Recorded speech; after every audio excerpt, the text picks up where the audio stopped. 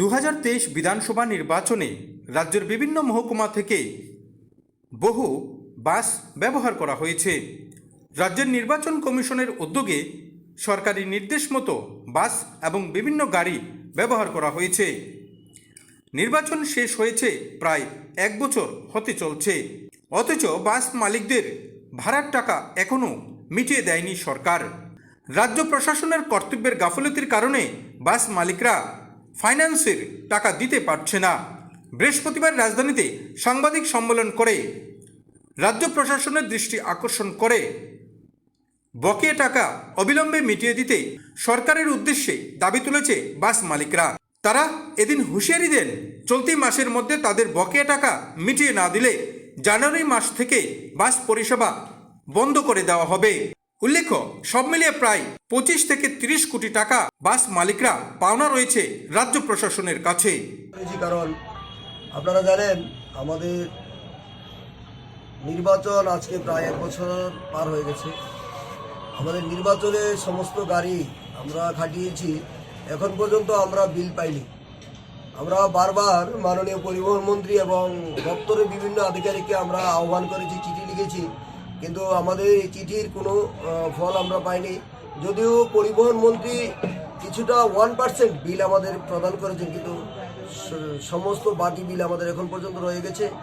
যার জন্য আমরা আগামী এই মাসের মধ্যে যদি আমাদের বিলগুলি পরিশোধিত না করে সরকার, আমরা হয়তো আগামী জানুয়ারি মাস থেকে আমরা গাড়ি চালাতে পারবো না। কারণ আমাদের গাড়িগুলি ফাইন্যান্সের দ্বারা, আমরা ফাইন্যান্স থেকে ম্যাক্সিমাম গাড়ি নিয়েছি।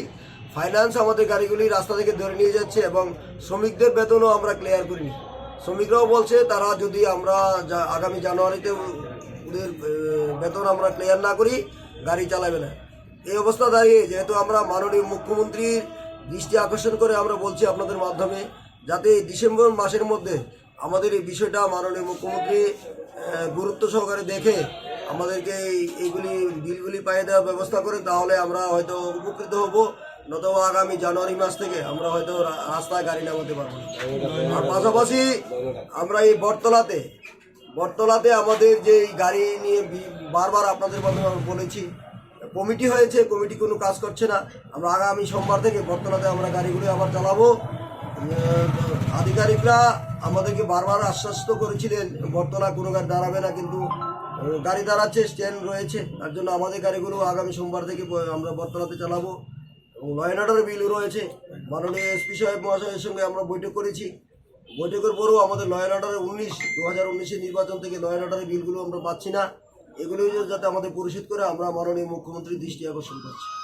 পরবর্তী সময়ে যদি আমাদের বিল যদি না দেওয়া হয়, আমরা কি পদক্ষেপ নেব? বিল না পেলে আমরা হয়তো ফাইন্যান্সের কারণে আমরা রাস্তায় গাড়ি চালাতে পারবো না।